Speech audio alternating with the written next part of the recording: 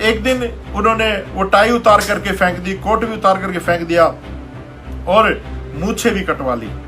तो जब एक पत्रकार ने सुबह मुलाकात हुई तो साहब कांशीराम से पूछा कि साहब कांशीराम जी, आपने मूछें क्यों कटवा ली, आप पढ़े लिखे व्यक्ति, आपने टाई क्यों हटा दी?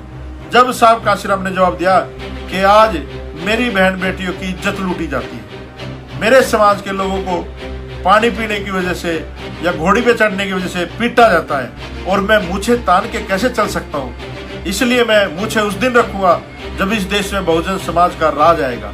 हिंदू जो कहते हैं हमें, वो हमें हिंदू इसलिए मानते हैं क्योंकि इस देश में मुसलमान हैं। अगर इस देश में मुसलमान नहीं होता तो हम शूद्र होते और शूद्रों को किसी भी तरह का कोई भी अधिकार नहीं होता। साथियों, कुछ मनवादी लोग भी हमारे समाज की मीटिंगों में प्रोजेक्ट किए जाते हैं, उनको नेता बताया जाता है, लेकिन मैं सही में अम्बेडकरवादी उस व्यक्ति को मानता हूं जो बाबा साहब अम्बेडकर की 22 प्रतिज्ञाओं को मानता है। ये बेरूपिये किसी भी भेष में आ सकते हैं। कुछ लोग आते हैं, भाषणबाजी करते हैं और चले जाते हैं, बाद में लौट के भी नहीं देखते कि क्या हुआ हमारे साथ। तो साथियों, ऐसे लोगों से सावधान भी रहना आप लोगों को। आपको समझने की जरूरत है, आज लड़ाई चरम सीमा पे है। आज झुकने की आवश्यकता नहीं है, आज डरने की आवश्यकता नहीं है। अगर आप लोग बीमारी से मरोगे घर में तो मरीज कहलाओगे, अगर आप समाज की लड़ाई लड़ते लड़ते मरोगे तो शहीद कहलाओगे। दशरथ के बेटे राम का मंदिर बना है, उसकी राम की मूर्ति से पहले भगवान वाल्मीकि की मूर्ति की स्थापना वहां पर होनी चाहिए थी, जो एक भी वाल्मीकि नहीं बोलता। आप देख रहे हैं सम्यक इंडिया टीवी। जय भीम साथियों। काफी समय से सोशल मीडिया के माध्यम से या यूट्यूब चैनल्स के माध्यम से देश में लॉकडाउन का बहाना लेकर के रोज की रोज जो मनवादी सोच के व्यक्ति हैं, हमारे समाज के लोगों के साथ अत्याचार, उत्पीड़न, बहन बेटियों के साथ बलात्कार, जो बहुजन योद्धा हैं, जो समाज की आवाज़ उठाते हैं, उनकी हत्या, ये रोज की रोज समाज में, देश में देखने को मिलता है। तो साथियों, अभी एक पंचायत भी हुई थी यमुनानगर में 31 तारीख को। मैं भी उस पंचायत में गया था और बहुत सारे साथी उस पंचायत में आए हुए थे, लेकिन वहाँ पर जिस तरह का माहौल मैंने देखा वो आप लोगों से बयान करना चाहता हूँ। साथियों, वहाँ पर कुछ साथी हैं जो भाई रमन वाल्मीकि की जो संदिग्ध परिस्थितियों में मौत हुई थी जेल में, उसके प्रकरण को शुरू से लेके ही चल रहे थे भाई दिलीप कंडारा जी। तो उनके ऊपर, और एक उनके साथी हैं सोनू, इन सारे लोगों पे पहले भी FIR दर्ज हुई है। लोग जब इकट्ठा किए, इन लोगों ने आंदोलन किया कि हमारे लोगों के साथ अन्याय और अत्याचार हो रहा है। साथियों, ये तीसरी मेरे ख्याल से FIR है दिलीप कंडारा जी पर। और उस दिन जो पंचायत हुई, कुछ जो स्थानीय लोग थे, जो राजनीतिक या चापलूस लोग मैं कहूँगा, उन लोगों के द्वारा भाई दिलीप कंडारा जी को बोलने नहीं दिया गया वहाँ पर, और ये कोशिश रही कि उनकी बेइज्जती की जाए ताकि वो आंदोलन से बाहर चले जाए। लेकिन मैं सैल्यूट करता हूँ ऐसे साथी को जिन्होंने अपना मान सम्मान बाद में रखा और कौम की लड़ाई को आगे रखा। तो दिलीप कंडारा भाई, आपकी मेहनत को कोई कुछ भी करता रहे, इस आंदोलन को जीवित करने वाले आप व्यक्ति हो। और साथ ही साथ और भी युवा साथी वहाँ पर, सोहेल सडोरा जी, मनदीप टोपरा जी, भाई रिंकू जी और बहुत सारे अनगिनत युवा साथी वहाँ पर लगे हुए थे। साथी, साथियों, ये पहली घटना नहीं है वाल्मीकि समाज में। उससे पहले भी वाल्मीकि जाति के लोगों को मारा जाता रहा है। गोहाना का कांड बहुत फेमस कांड रहा है, आपने सुना भी होगा। जो राकेश लारा जी, जिनको हुड्डा की सरकार में मार दिया गया था षड्यंत्र के तहत, और वाल्मीकि जाति के लोगों के घरों को भी जलाया गया था साथियों। वो आंदोलन भी काफ़ी बड़ा हुआ, लेकिन उसमें भी क्या हुआ पता नहीं चला। बहुत सारी चीज़ें गुमनाम सी हो जाती हैं। बहुत सारे लोग समाज की दुआई देते हैं, लेकिन बहुत सारे ऐसे लोग भी हैं जो सेटिंग भी करते हैं ऐसे प्रकरणों में। साथियों, वहाँ पर कुछ गुंडा तत्व, या मैं कहूँ कि कुछ जो मनवादी ताकतें इस देश पे राज कर रही हैं, उन लोगों ने भी कुछ लोगों को भेजा वहाँ पर, जो अपने आप को समाज का रहनुमा कहते हैं। लेकिन साथियों, वहाँ पर जो जहर घोला गया, उन लोगों की तरफ से समाज को तोड़ने का काम किया गया।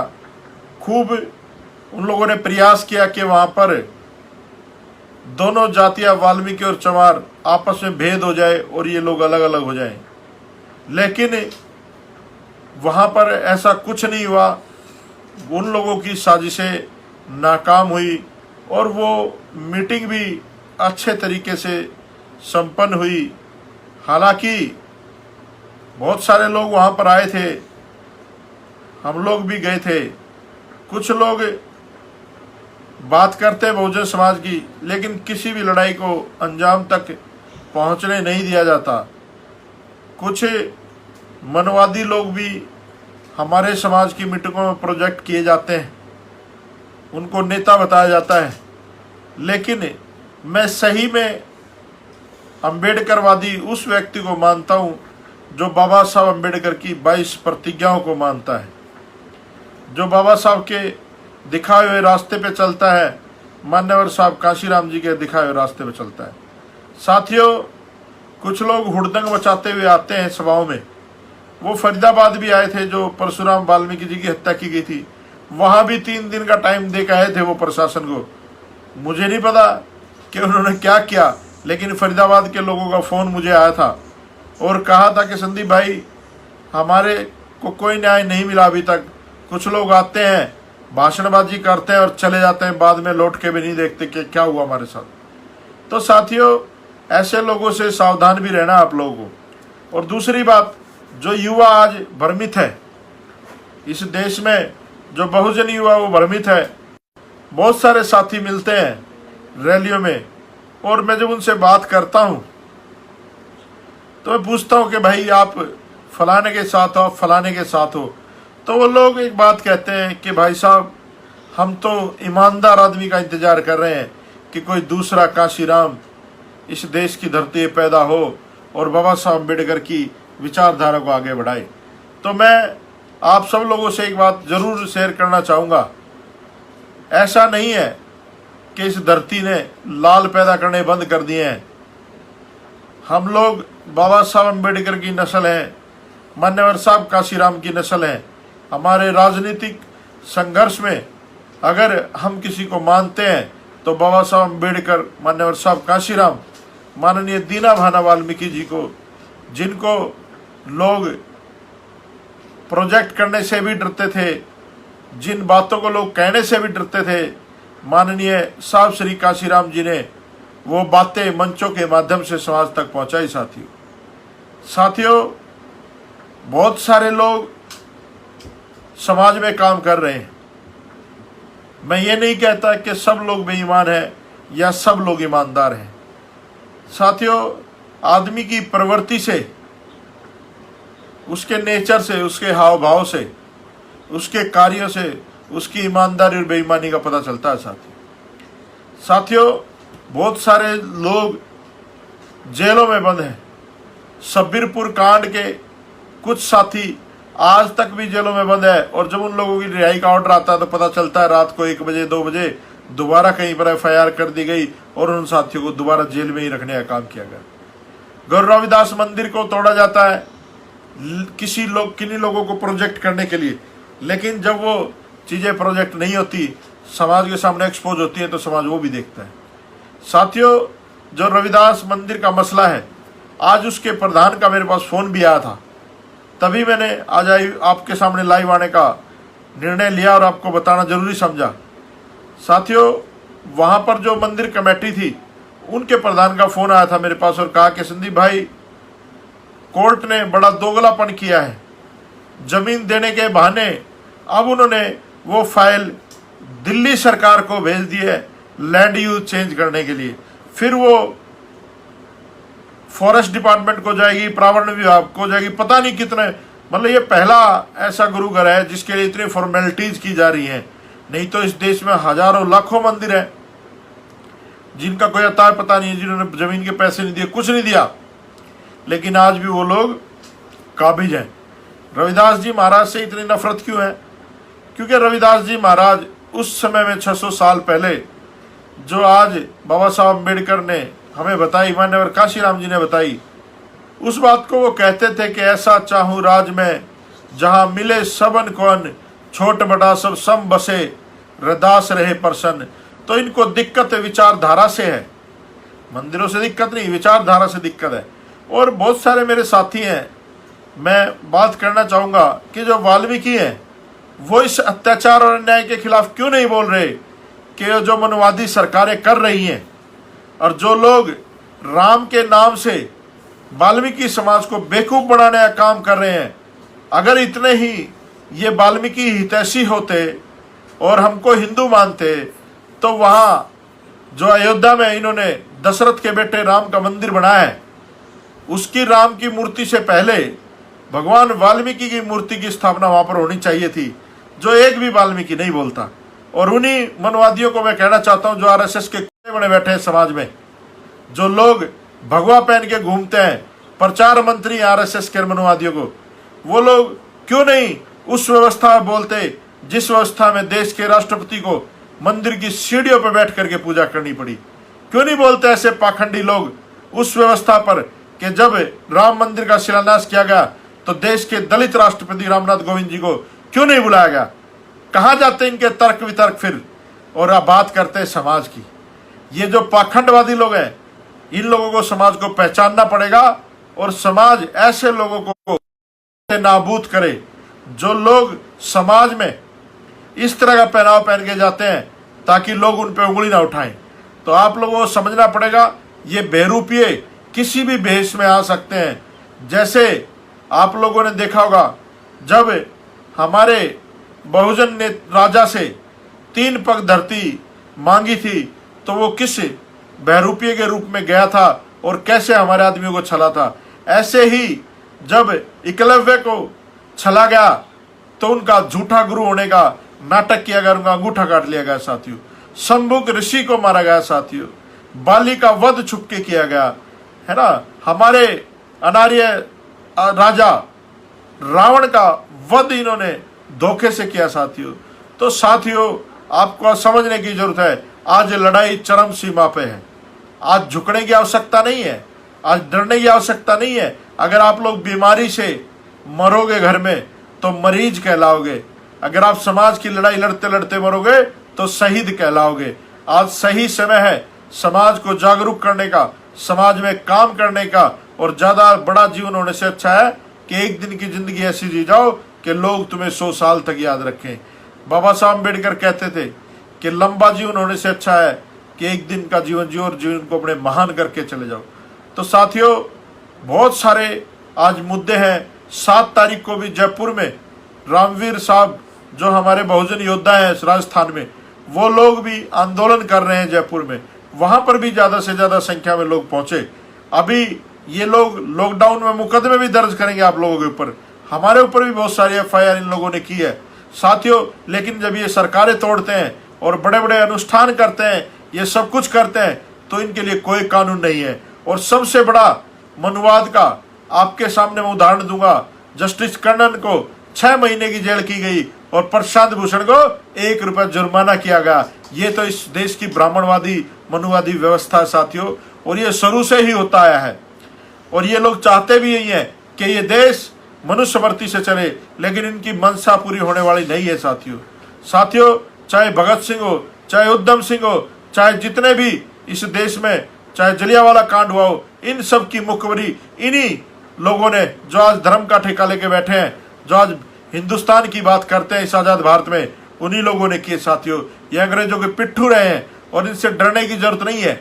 हम लोग बाबा साहब अम्बेडकर की औलाद हैं, मान्यवर साहब काशीराम जी की औलाद हैं, माननीय दीना भाना वाल्मीकि जी की औलाद हैं। हमें चुपचाप नहीं बैठना है, हम लोगों ने समाज के लिए लड़ना है और समाज के लिए काम करना है, समाज को जागरूक करना है, अम्बेडकरवादी विचारधारा को जन जन तक पहुंचाना है। साथियों, बहुत सारे लोग मेरे ऊपर आरोप लगाते हैं कि ये फलाना है जी, ढिकड़ा है जी, ये है जी, बुकड़ा है। मैं आज आपको एक अपनी मन की बात बताना चाहता हूँ जो मेरे मन में है, जिसका मैंने संकल्प किया है।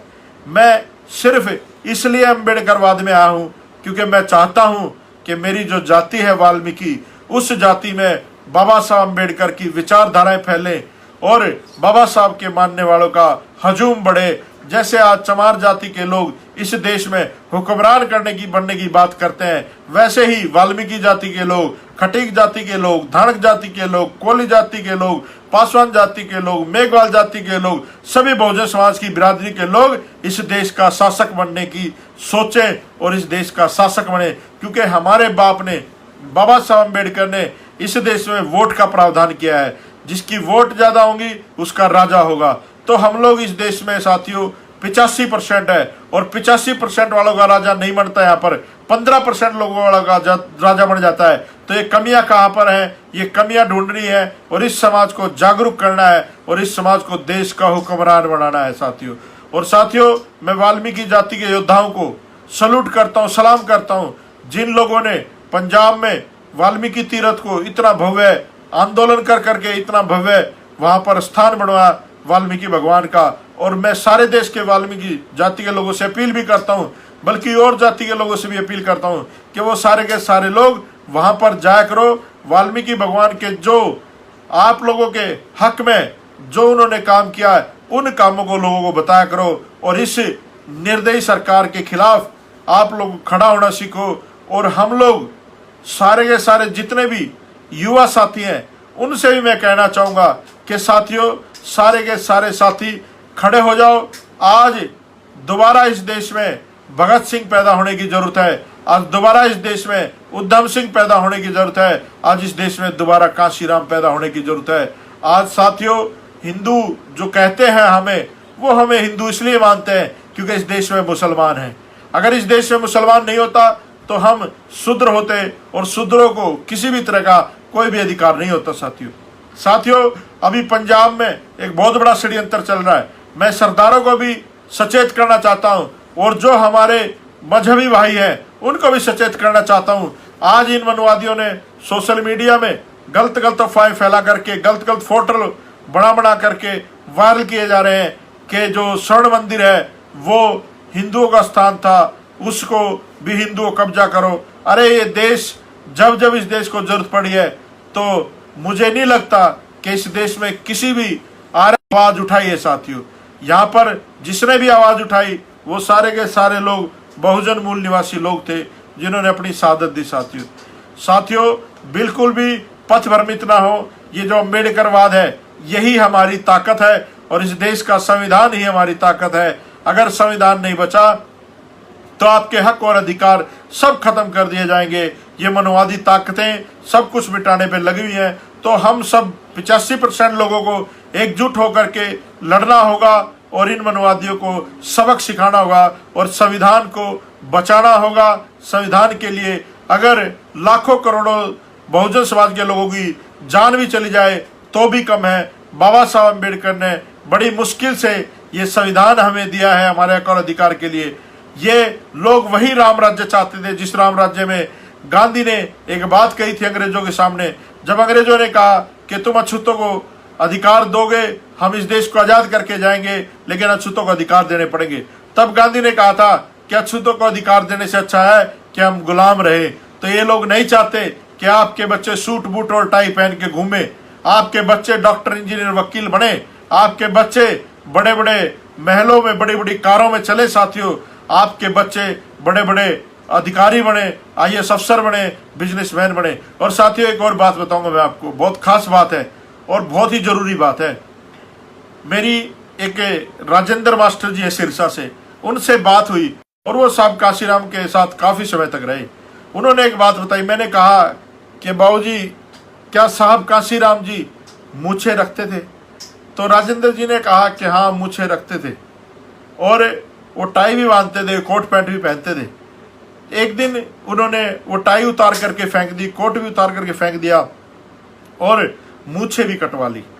तो जब एक पत्रकार ने सुबह मुलाकात हुई तो साहब काशीराम से पूछा कि साहब काशीराम जी आपने मूछें क्यों कटवा ली, आप पढ़े लिखे व्यक्ति हो, आपने टाई क्यों हटा दी?